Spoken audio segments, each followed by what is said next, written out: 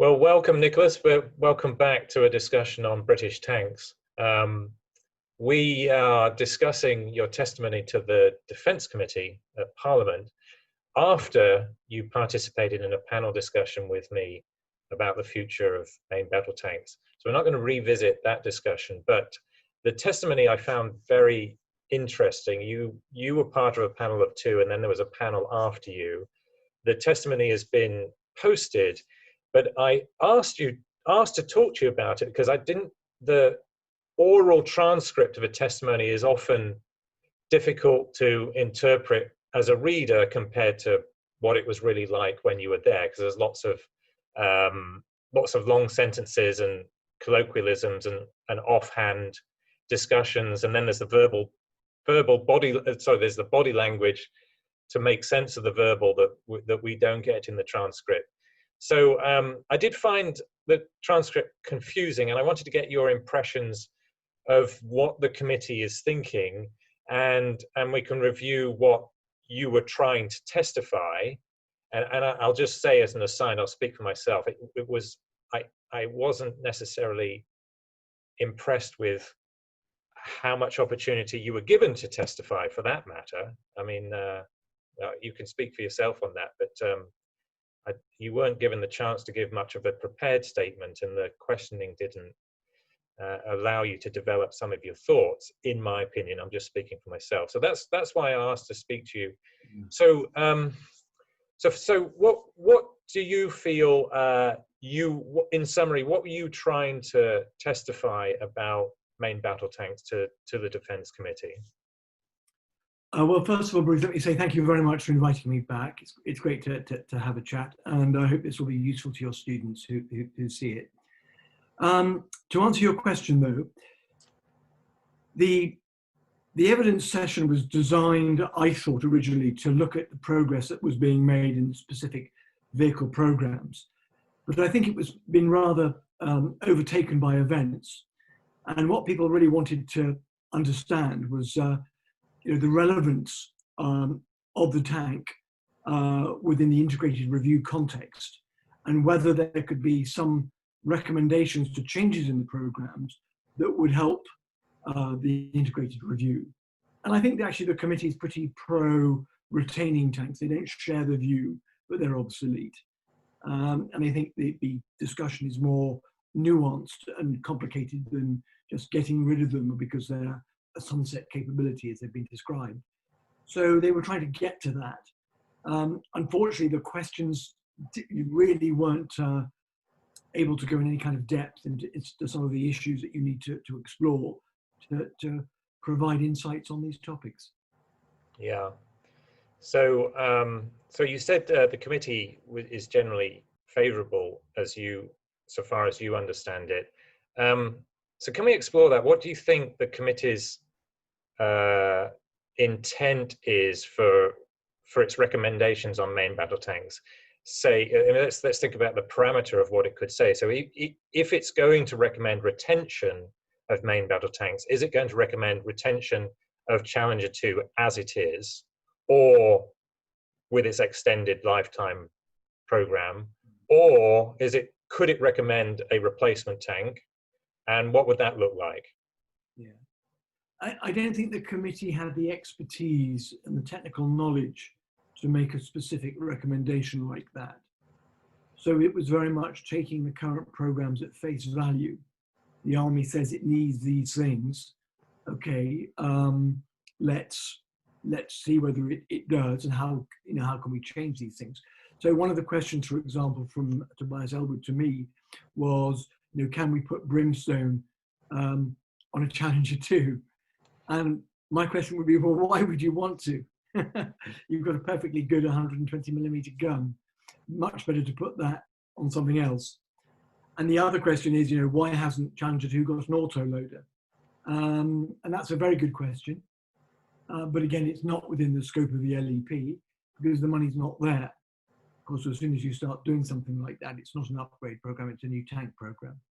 In fact, I would say anyway, the changes are so extensive to Challenger 2 that it is essentially a new tank program. Right. Does that imply then that the committee would favour a new tank? I think not. I think it would not be credible for them to recommend that in the current financial climate. Really, they were just looking at ways to tweak the current programs to get more value out of them. Right. And to ask, do certain things need to be changed? I mean, one particular avenue of interest is that when you look at Warrior and Ajax, they are essentially the same type of vehicle. The Ajax is based on an IFE, the ASCA 2. So you could say, well, why do we have two platforms for the Recce and IFE roles? Let's have one platform and do both roles with that and make that Ajax because it's a newer one. And that's something that was alluded to in the discussion, but we never really got into it. And I think that's a very sensible, sound idea. Right, so let's clarify then what time horizon you think the committee is working towards when it's talking about tweaking or retaining current in-service vehicles. Within what time frame is it thinking? I mean, I think it wants all of these capabilities to be delivered by 2025 because that was the original Army plan. It was originally called Army 2020, and then in 2015, it was realised that that just wasn't realistic anymore, and it was pushed back to 2023, and a couple of delays, to Ajax and Warrior in particular, and actually to Challenger giving the go-ahead for that, have pushed that back a bit. So 2025 should be deliverable for everything. That's not unrealistic. Yeah.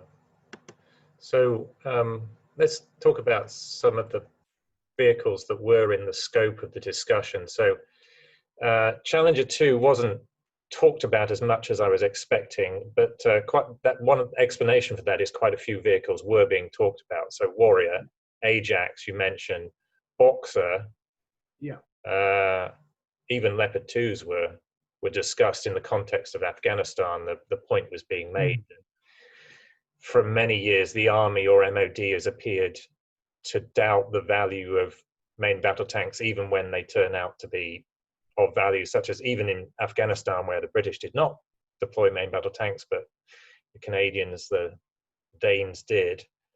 So even Leopard 2s are mentioned in this testimony, which is interesting. What other vehicles do you think are within the committee's scope? So there was MRVP, and that's in two packages. Package one is a replacement for the Panther and Husky platforms, and possibly Foxhound as well. And package two is a replacement for our MRAP fleet, and that's Bushmaster or the GD Eagle. So six total programs that it was considered. And do you think any of these are in favour or disfavour particularly? I think there is concern about Challenger 2 because of the whole main battle tank discussion.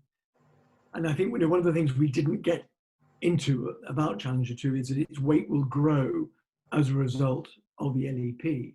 Right now it's at 75 tons is its combat weight, and that's expected to grow to just over 80 after the LEP. And in my view is that's completely unrealistic. It's just ridiculous. So, I would really challenge that. Secondly, Warrior, and that was the idea which I discussed of putting a new turret on an old vehicle. Lockheed Martin have had a lot of flack for that turret, but actually it is a very elegant solution. It completely compartmentalizes the ammunition from the crew compartment. It's technically very ambitious, but they've got there. It's now working very well. It's a great achievement, and it's much better than the original BAE Systems MTIP turret of 10 years ago. So although it's been a very painful journey, they've created a great thing. The problem is they're putting it on a very old chassis. Yeah. And one of the issues with Warrior is that its aluminium armor was created at a time when we didn't really understand how aluminium armor could have a good longevity. And they've had a delamination problem with it. So really, we ought to have replaced Warrior with another IFE, Ajax, KO-41 or something else. And I think that would have been a real win for the Army. But somehow the money was not available. What is strange is that we'll have 589 Ajax vehicles, but only 380 Warriors and possibly only 140 main battle tanks. Well, if you've got such a reduced main fleet, why do you need so many reconnaissance vehicles? It doesn't make sense. So there is definitely scope to restructure the Ajax order so that it becomes an IFV buy as well as reconnaissance vehicle buy. Yeah. And I would definitely have looked at that. So those are those three programs. I mean, Boxer, nothing really to say about it. I mean, it's a fantastic capability. I'm very pro it. It will revolutionize the Army, make it more deployable, all the things we need to do. But it's expensive. And therefore, we do need that second tier, a lighter, more deployable armored vehicle that is MRVP. So MRVP has been divided into two packages. Package one will be the US Army's JLTV, and that is a great vehicle. And that's come in for criticism too. People saying, well, actually, really, British industry should have stepped up and produced a vehicle that could be produced in this country. And that's fair, and I get that. The issue I have is that the US Army is going to buy 49,000 JLTVs. And so the whole support structure and infrastructure for it will be so comprehensive that we will have a very tough time producing a better vehicle at a lower price. What I would have recommended, I said it in my written evidence, is that we should support it in the UK. So that is a capability we very much need. And then we also need the lighter troop carrying version of that. And as I said, that's either Bushmaster or the GD Eagle. And those are both excellent vehicles. The problem is it's a different platform to JLTV. So you could say, well, make MRVP a universal platform, 4x4 and 6x6. And to me, that makes a lot of sense as well. So that's how I would have questioned those programs. Yeah, I mean, there's a lot to discuss there. I think if you allow me, let's go. I'm making notes here of issues, what I think of as issues for gaps between capabilities and requirements. Also, competition between in-service vehicles that might be solved by deleting some vehicles or moving them into roles that they traditionally have not filled. So that's where I'd like to go. Let's just go back to the first thing you said was about Challenger 2's weight going beyond what is really acceptable. We better talk about active protection systems because they did come up in the testimony from time to time. And active protection systems are often marketed as a solution to weight.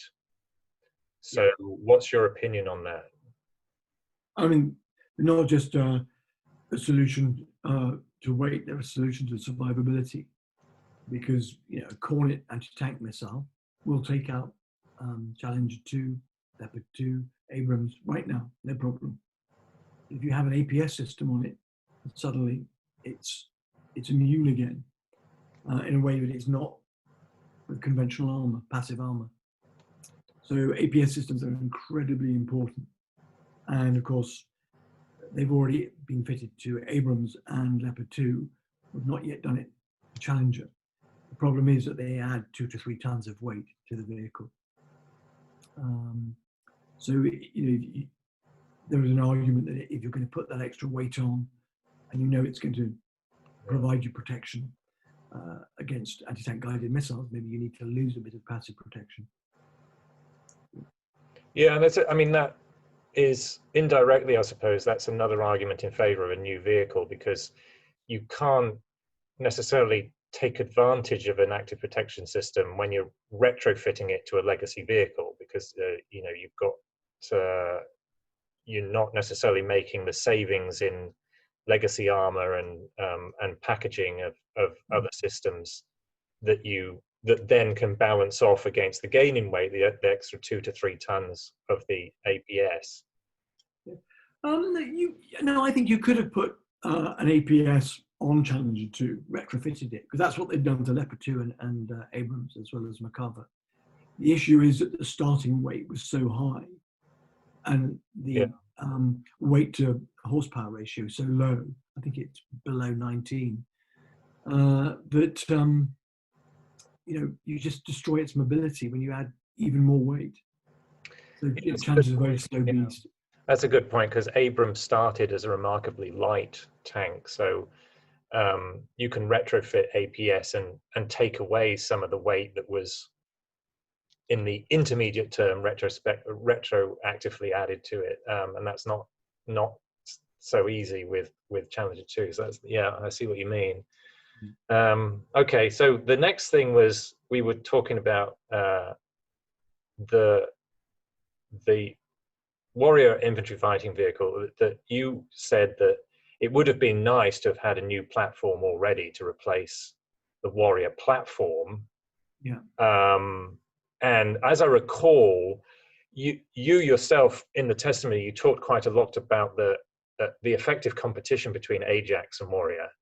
And if I recall your testimony rightly, it seemed like you were saying you would have liked the MOD to acquire enough Ajax to replace Warrior, but you didn't think the budget could be found even now, given so there's not a business case, even though there's an operational case. I thought about that afterwards.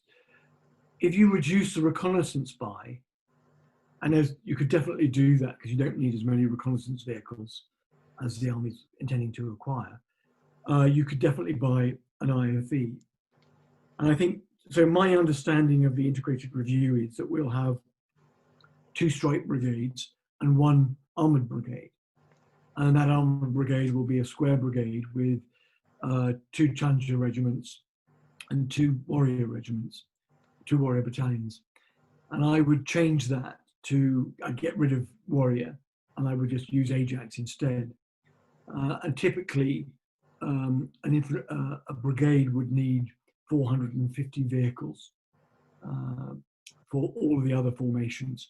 So it would need 100 for each infantry battalion and 250 for the supporting arms, who are currently in FE 432s. Mm-hmm. That we're still using that platform. So Ajax could effectively replace that as well as Warrior. Yeah, so I remember you saying some of that to the committee. I didn't get a good sense of what the committee thought about that. I mean, I'm not sure that they picked up what you had to say about Ajax. Did you get a sense in the moment that the committee had a what would we call it, a judgment on the competition between Warrior and Ajax? I'm not sure they did. I think that was new information to them, so they probably need to digest that. And that's quite a radical view. Yeah. And of course, you know, the Army is desperate to hang on to its programs in the integrated review. So it's you know, its own narrative is very much, we need Warrior and Challenger and don't mess about with these programs at any cost. And we want Ajax too. Yeah. So yeah. Okay. Well, okay. So the next thing on the list is Boxer. Now, you were very effective, I think, at describing Boxer's value to the committee. Did you get any feedback from the committee on Boxer? Not really. I think, you know, Boxer's sort of taken as read. People realise it's a great vehicle, it's a proven vehicle, and you know, we just need to hurry up and get it. I think the one thing they probably did take on board is the fact we need more. If we're only buying a single brigade's worth at the moment, so if we're going to have 2 strike brigades, then we would need to double the order. But I didn't really want to say that directly. But otherwise, I just sound like a sort of the marketing department of Yeah, KW. yeah. Yeah. And to be fair to you, I recall a couple of occasions where you said, where you admitted, I don't want to say too much because there's a potential conflict of interest, but right. So you were very fair about that.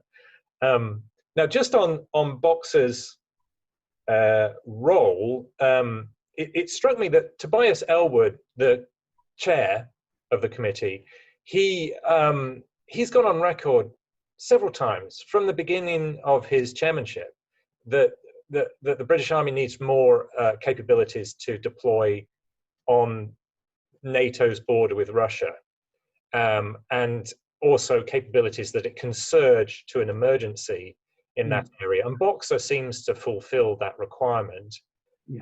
But I didn't hear in the testimony, I didn't read, to be more exact, I didn't read in the testimony that that Tobias Ellwood was bringing that up in the context of Boxer as a, even though he talked about strategic requirements, he didn't circle back from those strategic requirements to say, you know, Boxer fulfills that immediate short-term reaction time role in reacting to any emergency on that particular border.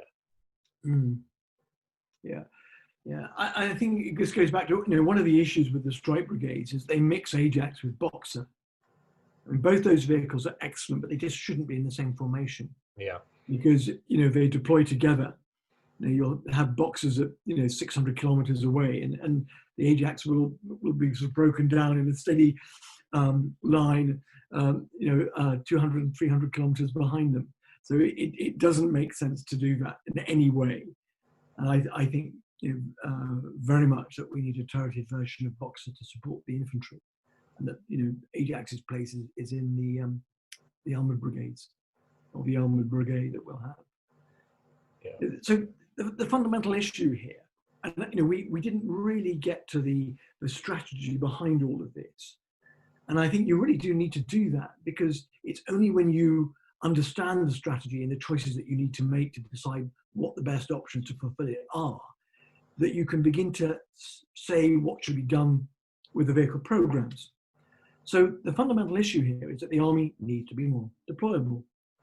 And, you know, wheeled combat vehicles like Striker and Boxer, you know, are highly mobile, very well protected, and they can mount, you know, decently potent weapons.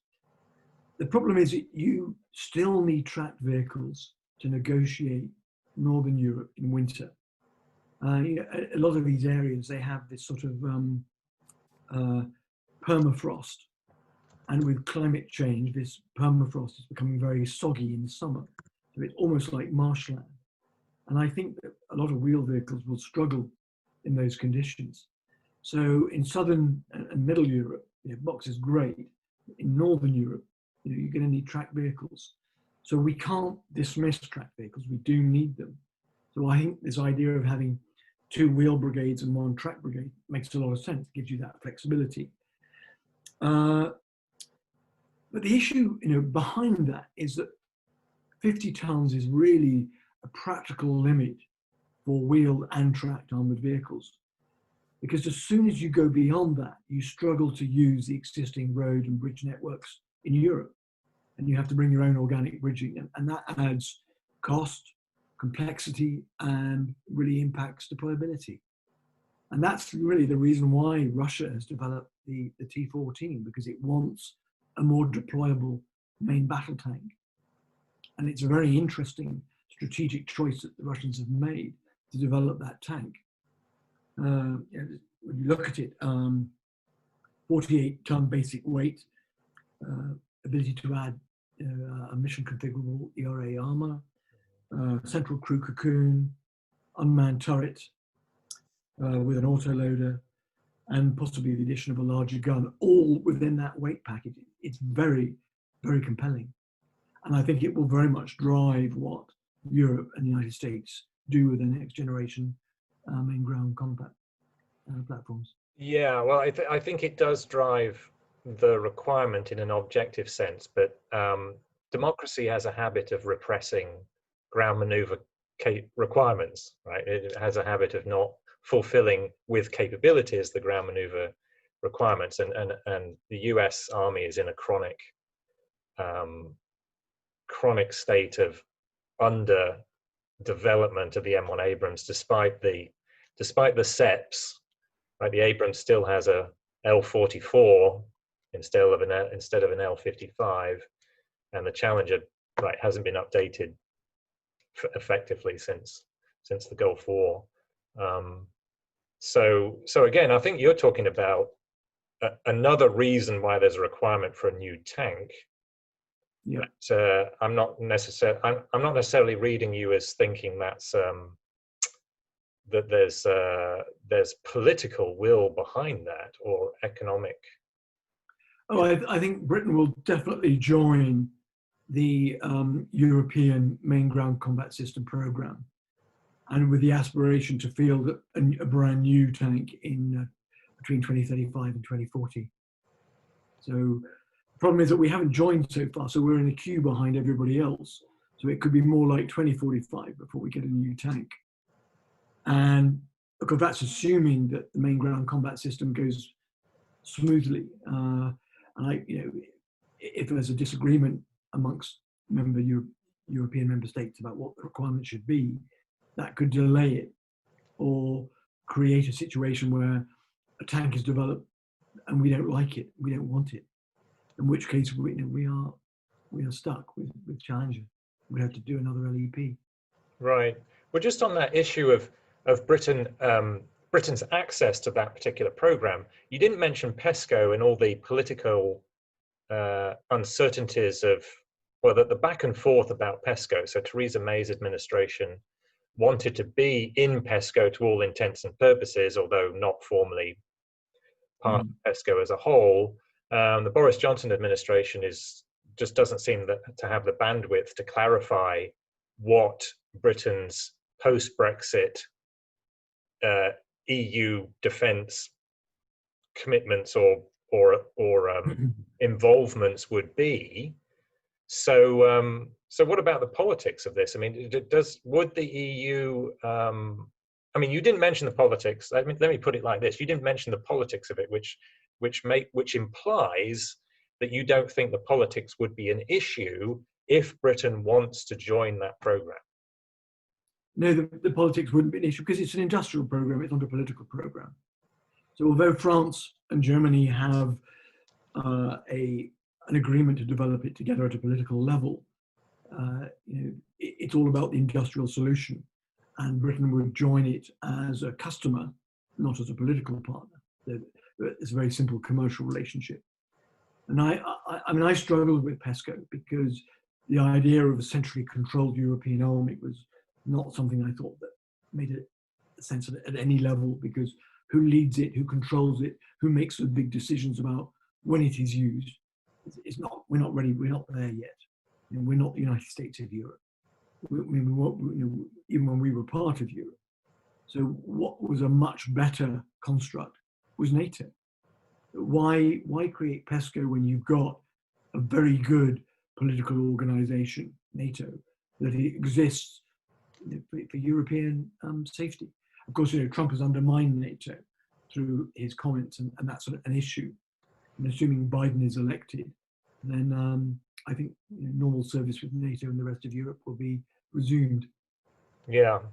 Well, your co-panelist, as it happened, talked a lot about the American competitor to the European development of a new main battle tank. So that would be the M1 Abrams. So Francis Tousa was, I think, more impressed by the potential for the M1 Abrams to be a continuing option for the British Army as a replacement for Challenger 2 than at least you were, or anybody on the committee.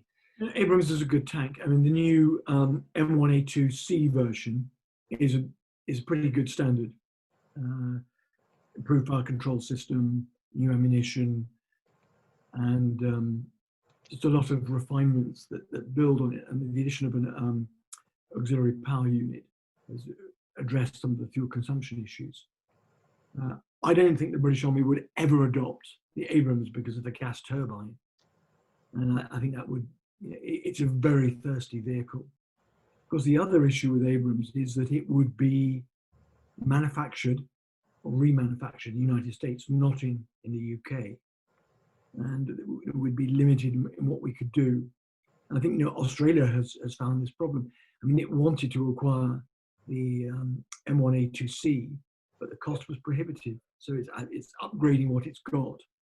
So that will be, it'll be a good upgrade, but it won't be as good, and it won't have interoperability with the United States. Yeah, although, the industrial part of that can be solved by selling back one model while you're buying in the new model, right? So Australia was initially talking about selling back the M1A1s and taking a credit towards the purchase of M1A2. So there's that, even if you are wholly dependent on foreign supply, industrial supply. And Britain has more experience buying American vehicles now than Australia does. And then you mentioned the gas turbine. I mean, I'm not here to sell the M1 Abrams. I'm just going to note, so the gas turbine is an issue, not just for Britain, but a lot of customers. But the US Army has itself prospected a diesel engine as replacement, specifically to increase the operational range.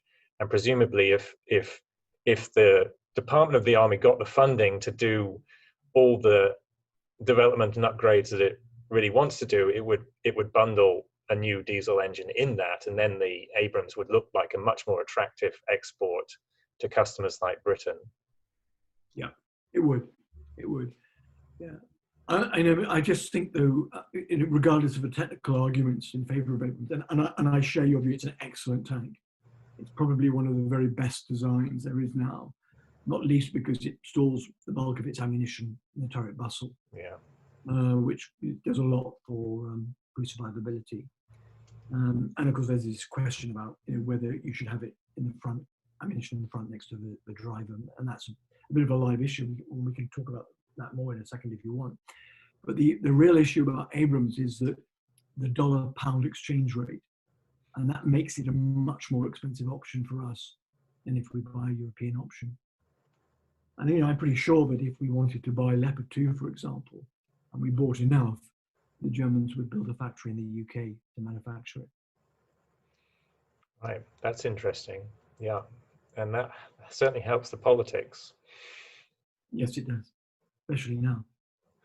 All right, so thank you, Nicholas. This has been very enlightening. I think the last thing we need to address are the legacy wheeled vehicles, because the committee did keep coming back to these. So we're talking about Cougar, Vector, Ridgeback, Mastiff, and Jackal. And your co-panelist, Francis Tusa, was quite scathing in the Army's continuing reliance over deployment of these vehicles after the urgent operational requirement, i.e. Afghanistan, has passed. And I got the sense that particularly the chair was in agreement with that. There are too many wheeled vehicles, and a lot of these wheeled vehicles are not sufficiently survivable. Now, we had a previous discussion. On our panel discussion, our panelists were mostly in agreement with that, in the sense that the British Army has several units of wheeled vehicles that are not as capable as Boxer, let alone the tracked vehicles. So what was your sense of the committee's thinking on those legacy vehicles? I don't think they really understand what that fleet is, what state it's in, and what it's used for. And I'm not, with the greatest respect to Francis, I'm not sure that he really knows either. And it's for me to try to get information about the status of that fleet has been difficult. So let's just go through it. I mean, Mastiff, Ridgeback, and what's the other one? Wolfhound. These are basically truck platforms that have had armor put on them. So they're very well protected in an urban environment on road, and they did a great job. But they're knackered. They got intense usage in Iraq and Afghanistan, and they're not very good off-road. They have very limited off-road performance. So literally, they can only perform a battlefield taxi role. They take the troops to where they're needed, and then they dismount and become regular infantry. So that is an issue. And within that limited ability, they still have utility. So that's fine. Husky is better off-road, but I think there were reliability issues early on with it. Jackal is a great vehicle, but it doesn't have overhead protection. You do not want to deploy that vehicle against a peer adversary. It's a long-range desert group type of platform. Yeah. Anywhere in Europe. You don't want to deploy it anywhere in Europe. I agree. Absolutely. Absolutely. It's for getting a suntan. Yeah. Yeah. Well, I think that covers it, Nicholas. For me, is there anything you want to add that you felt was not given enough attention by the committee on the day? Anything that has occurred to you since you testified? Well, I'm very pro retaining main battle tanks. I'm not sure I'm very pro retaining Challenger 2 and Warrior. And I think that those are the two programs that most need to be reviewed. But, as I said to the committee, you can't just get rid of those vehicles. You've got to replace them with something else. And if the money's not available at the moment, that's understandable. And if you gap them, you have to have a very clear plan about how you will replace them. And I don't think you can gap Challenger 2. And therefore, you may need a replacement in the short term with a 20-year life. So, what's your or Leopard? Yeah, sorry to interrupt you. So what's your understanding of when the committee will next take public evidence, and will you be invited? Oh, that's hard to say. I don't know. I don't know if they've even decided to do that. I think for them this is an interesting topic because it's quite relevant right now. But will the committee really change government policy? Well, they can influence it, but they don't have any real teeth, unfortunately, to force a change. But I think the government will take on board some of the things that have been said and use them to measure the utility of the plant it's developing. Yeah, and helpful to that, I suppose, the review, the integrated defence review, keeps getting postponed, and the government is extremely busy with Brexit and COVID for that matter, and doesn't seem to have bandwidth for a lot of other things. So that could help in the sense that we have that could expend the process and make it more deliberative and more public for that matter. Yeah. I mean, just a word on the integrated review. My view is that it's been overtaken by events now. So it's not so much about aligning defence strategy with foreign policy as it was. I mean, there'll definitely be something on that, but really we have to cut money in the short term from the defence budget, and that means a reduction in certain programs in order to make the long-term army more affordable. And I think there isn't clarity yet on what the best way to do that is, but we could well see programs, if not lost, deferred. And of course, MRVP package 2 has been deferred, and that's probably a good thing. Mm-hmm. Yeah. Well, Nicholas, thank you as always. I appreciate your expertise and your insight and your willingness to share that with us and my students. So thank you again. And I look forward to the next opportunity that provokes us to revisit this subject. Right. No, I've thoroughly enjoyed your books, by the way. You really opened my eyes with the Tiger One, and I thought that was such an important piece of analysis to have done. The whole story behind Tiger 1, 301, and how. Well, I agree with you. I agree. I think it was overdue analysis, particularly on the issue. The original primary motivation was to explore the gap between the intelligence and the propaganda, and then our popular understanding. And